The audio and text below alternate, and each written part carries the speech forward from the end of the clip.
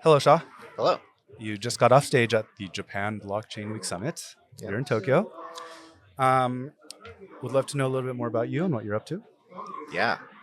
I'm mostly a programmer. I'd say Okay. what do I do 14 to 16 hours a day? I type random symbols into code editors. I built a framework called ElizaOS. Okay. Was Eliza, now just added the OS for some differentiation from some other trademarks.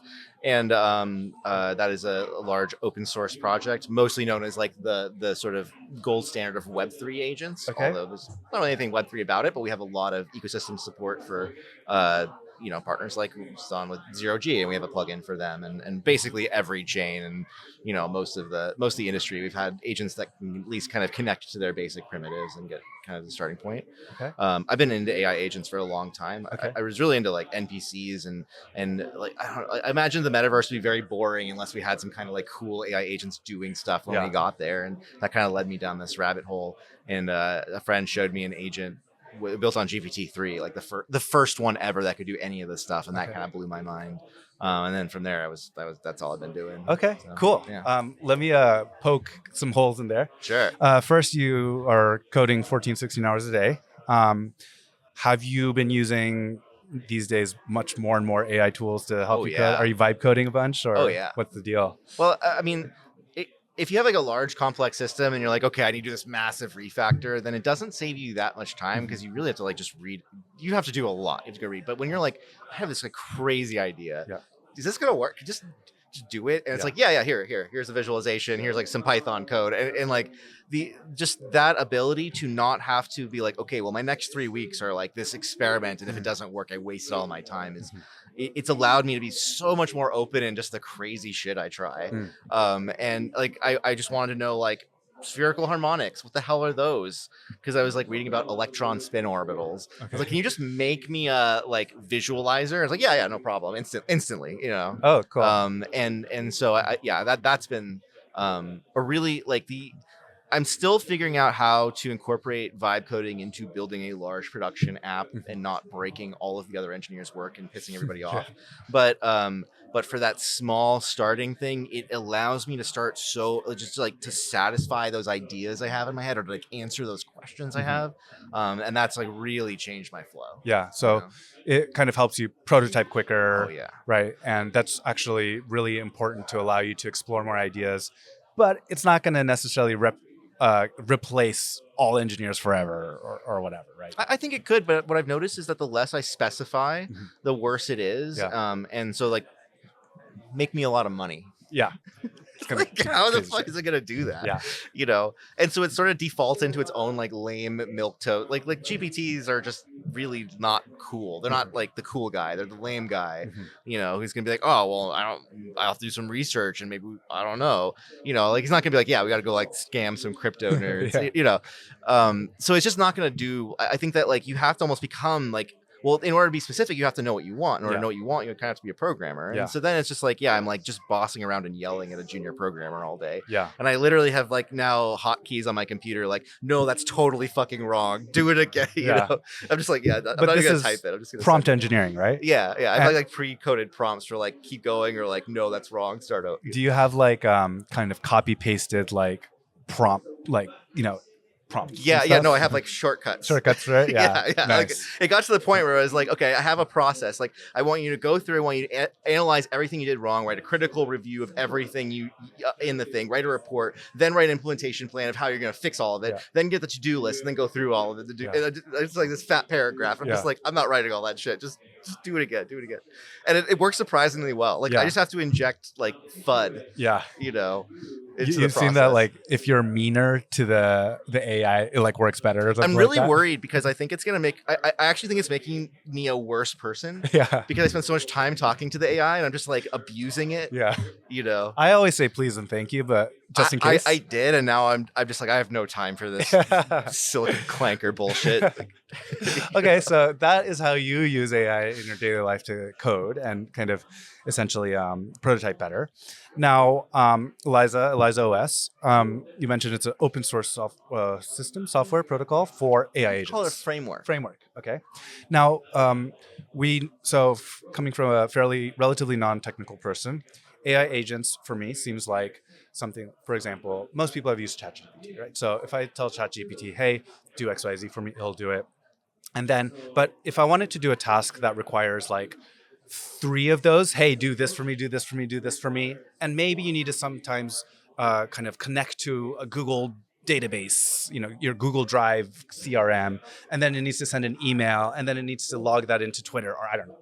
Yeah. AI agent will do that all for you, right? Is kind of the idea. Yes and no. I think like you could conceptualize it that way, but think about like typically when you have a task like that, it's pretty repeatable. Like it's like I have multiple steps, but usually like when a thing happens, I want you to go do this, and then I want you to go do that. IFTT, if then this that. Yeah, and that is actually a platform to handle this problem. And IFTT is something you could generate with an LLM because it's just JSON. Yeah. And so we've been doing this with Nathan, which is a very similar thing. Okay. And basically what I realized is like people come to me all the time, like, oh, can I have an agent that does X, Y, Z? And I'm like, what you want is an agent to create the workflow that does that for you, because you want to ask that question to an LLM and then have it magically solve that and give you back the workflow. Yeah. And so we've been experimenting a lot with this. Okay. Because what I know, what's beautiful about chat LLMs, chat agents, is there's not one use case. The tail of use cases is like not a single one of them has more than 1 or 2%. Yeah. Homework, that's like 3% of people use it for that. Yeah. Legal, et cetera, et cetera.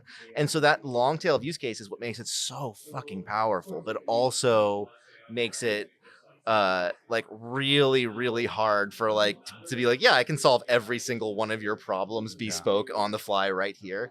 And so we built this is the thing, we built this. We yeah, sure. I, within a relative small range of like, if you choose these DeFi primitives and these things, you can get a workflow and it will work. And then I'll come back and I'll ask you like, I need your API key for Google, or I need your whatever for this, and then I can do it. The problem right now is they're just too expensive.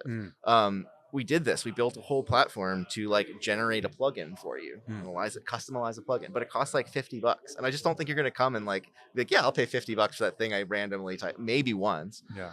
You'd probably pay $1,000 if you're like over the course of a 2-year subscription for Zapier or something.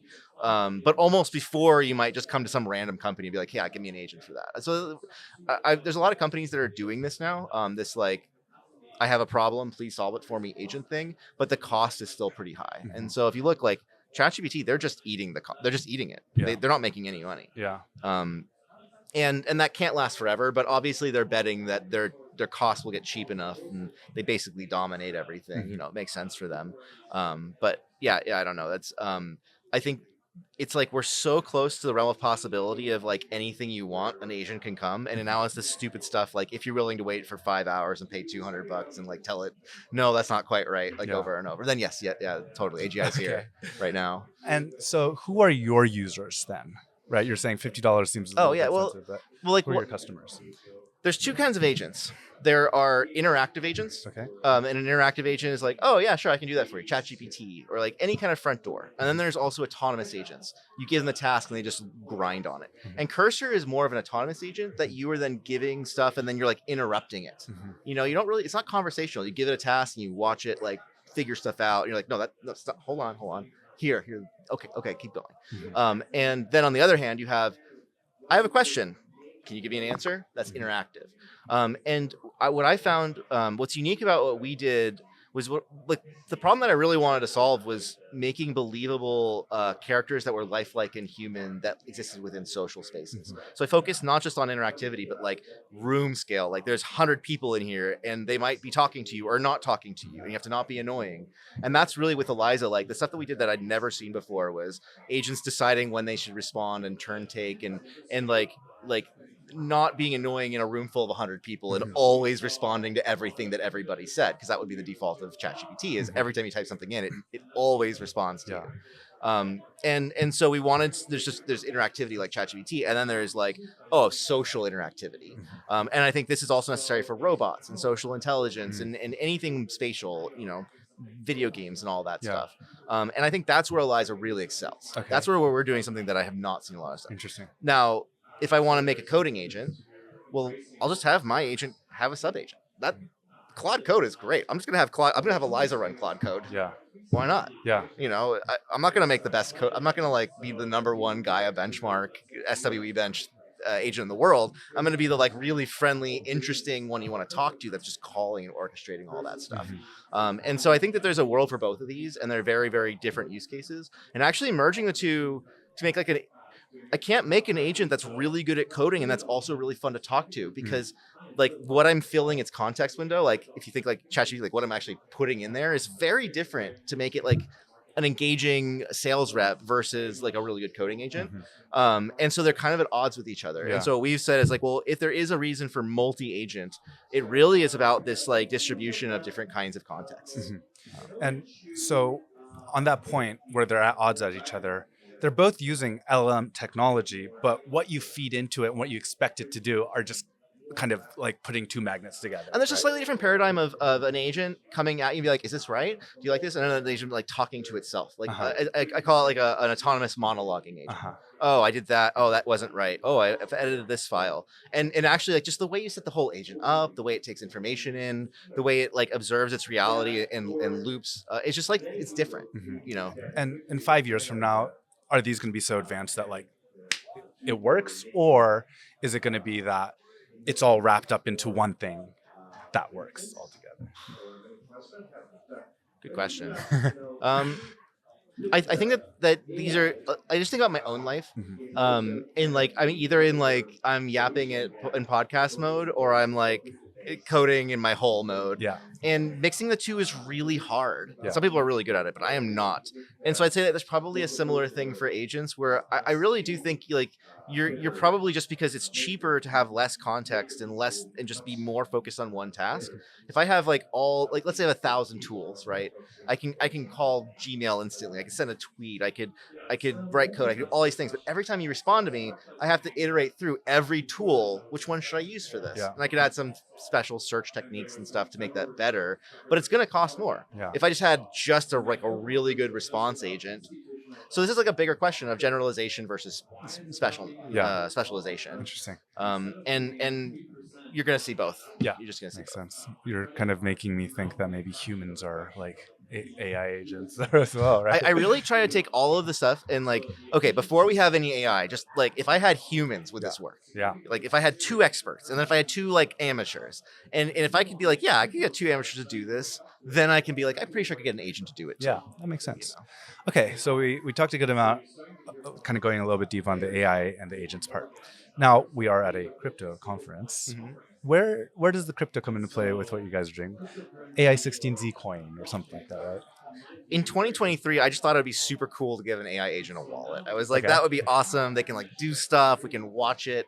And my friend gave me this great analogy of dogs playing poker. Okay. Where he's like, you walk into a room, there's 4 dogs playing poker. And you're like, holy shit, there's 4 dogs. That's incredible. Incredible. And then you like go back, like a week goes by, come back, you're like, oh, there's dogs playing poker. That's pretty cool. Are they winning? Yeah. Are they good? Okay. And I think that's where we're at with AI agents. Like it was like this moment for myself and for the industry of like, holy shit, that AI agent has a wallet. It just traded. Yeah. It just like transacted with it just bought something. Yeah. Just like sent a pizza to a guy. Like that's nuts. Now we're like, okay, but can it do it every time? Yeah. Is it like reliable? Is it cheap? And so I think we're, I personally was just like pursuing what I thought was like the path of most interesting reality that I could, like what's the coolest thing I could be working on. And I think a lot, like what I love about crypto is people like tend to be like, oh yeah, that's cool. I'll invest in that. And I love that like retail energy. Yeah. So in 2023, when you created that, what did it no start one gave doing? a shit. No one gave a shit.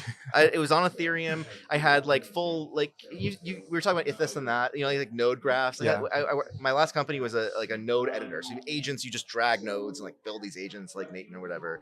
And I had Ethereum wallets, and you could like generate smart contract code and deploy. Oh yeah, awesome. And just like nobody cared. Yeah. I didn't get any traction. Yeah. And basically 2 years go by, or like a year, whatever, and then Truth Terminal hits, and it just like, it was something about like, it had caught the spark of imagination that people started looking for it, and then they saw what we had already been working on for a long time. We're like, oh, that pattern match. Oh, I can. That's open source. I can like run my own Truth Terminal, and that moment was like the thing for us where it really lit on fire. Yeah.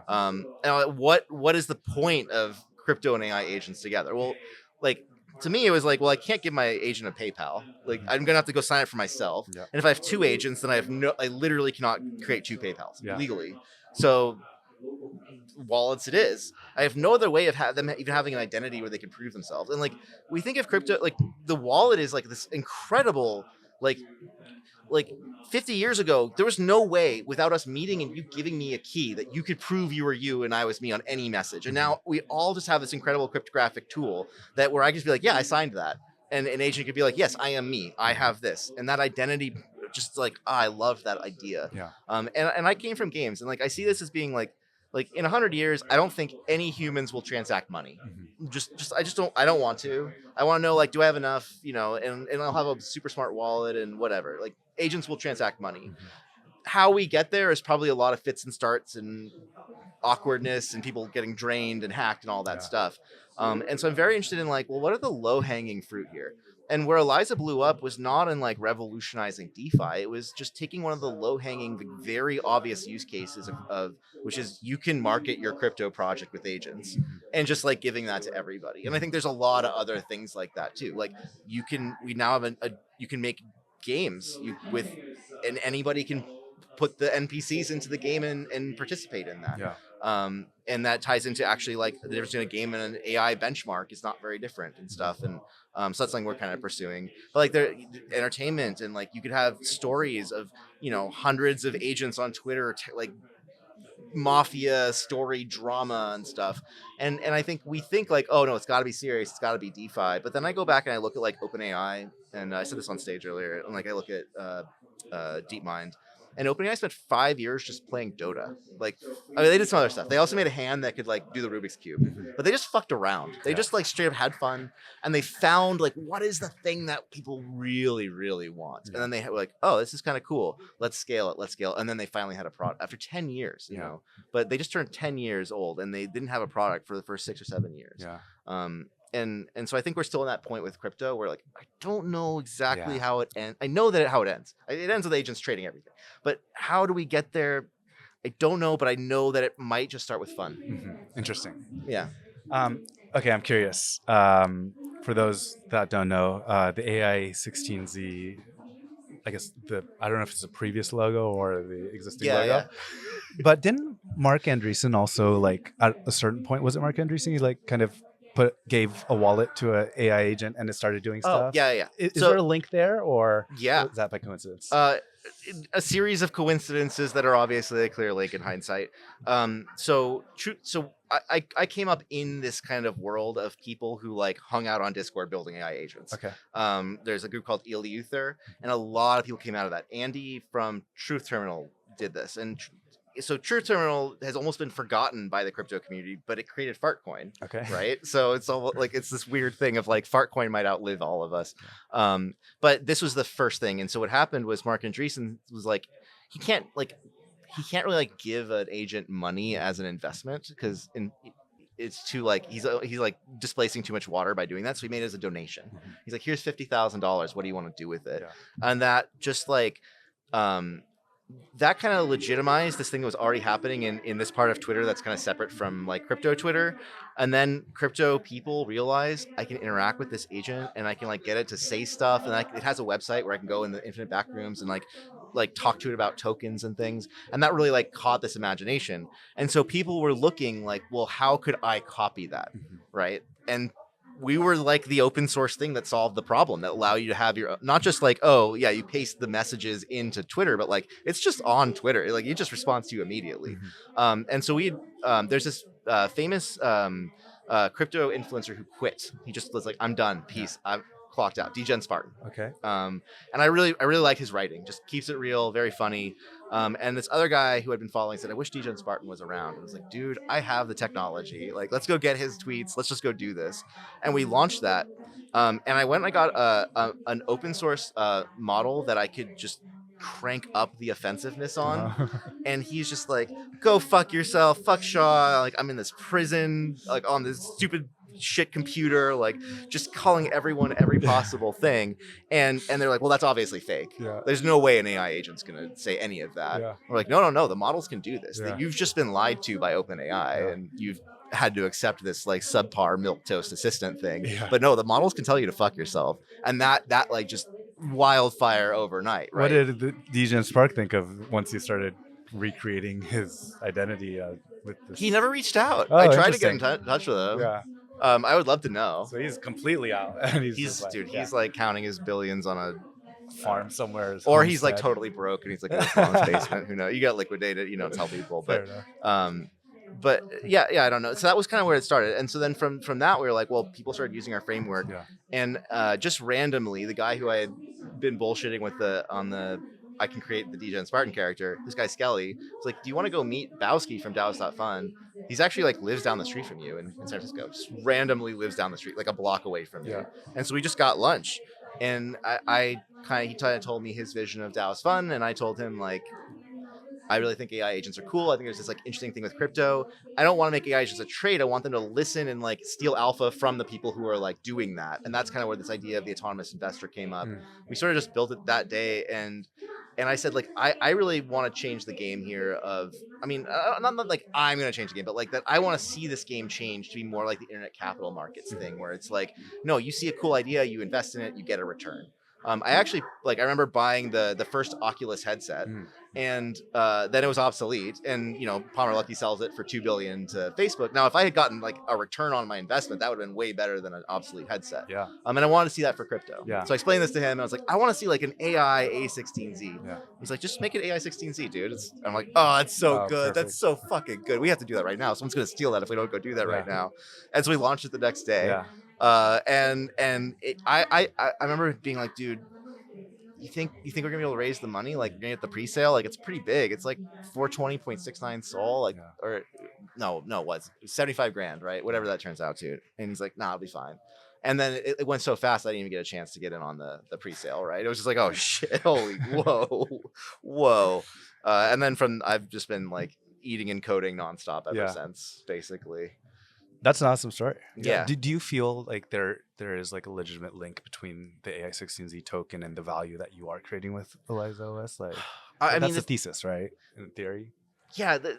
But there's not an actual link yet. I hate this whole like reality, which is like, why do I cannot say that it's an investment? Yeah. I just can't. It's like a it's security not thing, an investment. It's not a security. I don't owe you anything, because if I owed you something, I would be creating legal risk for myself, essentially. And it's a community project. I own like about 1% of it. It's not, not like, whatever. But on the other hand, I really want to live in a world where like, if a person who's like genuine, and I'm not gonna say like I'm the best programmer, whatever, I'm just like a dude making stuff that I really care about, but like at least I'm genuine in that thing. And if you want to back me, then do that. Or you want to back a project, then I will sit there and I will grind out stuff for that project as long as I can. I there's this like question of utility, and so we don't like the big problem is we don't have a network. Like, you typically build a Ethereum, you build a system of systems so you can charge people for the network. But the problem is now we have so many systems of systems that we don't have a lot of systems. And so in looking at this, like, we do have a problem, which is that we can't just be like, AI16Z is a network token. We have to figure out ways to create value accrual backwards. Like, the white paper is like coming, you know, very different than how it used to be. Have you read Meow's Web 4 essay? Oh, yeah. Because it feels kind of similar to what you're saying. I mean, I really love Meow's vision of all this stuff. And he's like such a unique character who's like kind of like made it work better than most people while staying pretty true to that thing. So, his idea is Web 4 is social monies, right? Yeah. And like everyone can create their own money if they wanted to, but it's not linked to utility or anything like that. He really introduced me to this idea of seigniorage, and that power is the ability to create money. Yeah. I think that's like a really, it's like an obvious thing that we don't think about, so it becomes very insightful to just like apply that to things and to say like, yeah, I mean, what to me is cool about AI16Z is like, we are a team of people who literally get up every day and argue with each other about AI agents. And if you want to build AI agents, like that's what we're doing. And that I did go and pitch to, I did the Y Combinator thing. I like applied, didn't get in, pitched all the people. I've done this thing before. And I just hated that there were these like gatekeepers on that process. And the questions they would ask me were so stupid. Like I was educating people on AI and stuff because a lot of the investors are coming into this first time. And it was just way better to go on Twitter and be like, I'm building this thing, who's in, and that, I don't know, it feels fun. Cool. I think we're a little bit past time, but one last question. I know that you were actually in Japan earlier this year. Mm-hmm. What is your relationship to Japan? Do you enjoy it? Do you have any sort of relationship to Japan, or? I mean, I'm a huge weeb. I love that. I'm like, we're actually like above the Pokemon Center. Like, obviously, I'm gonna go down. You should go to the 5th floor. Of course. I got lost in there. Okay, so personally, I'm very into 3D avatars. Okay. And like digital identity, and this actually led me to AI agents and all this stuff. And Japan is like the place for this, right? Like, so like Hatsune Miku, who is this character, the blue hair coming out. Okay. She represents a lot to me that I patterned Eliza off of, which is so Hatsune Miku is this character. Sony releases this thing called Vocaloid, and it's like a programmable voice synthesizer. And they create this character named Hatsune Miku. They put her on the front of the box of it, and the community just loves her. And it was like a template for me of like, I don't want Eliza to be mine. I want her to be her own, and people like contribute to this thing. And so Hatsune, like they have concerts, they have stories, they have music and albums and all this stuff around this character, and it's all fan made. And what's cool about Japan is that they have this fan culture that is very like in America, you would just get the shit suit out of you for so much of this. And by allowing that, it's actually allowed this like really deep participation in fan culture. And I want that for Eliza. I want programmers who aren't like, I work on Eliza. Like, no, I am making AGI. Like I am like building intelligence. Like this is like almost like making anime real. If that makes anime girl intelligence, AGI. There you go. AJ, Okay. So I don't know. I just watched Serial Experiments Lane again a few months ago. I don't know. There's just like a lot of the things that we were exploring, but now in code, were like kind of like 20 years ago in anime were like actually really popular topics, and like a lot of the philosophy. So like a lot of my philosophy is coming from like 90s and 2000s anime. Cool. And stuff. I love that.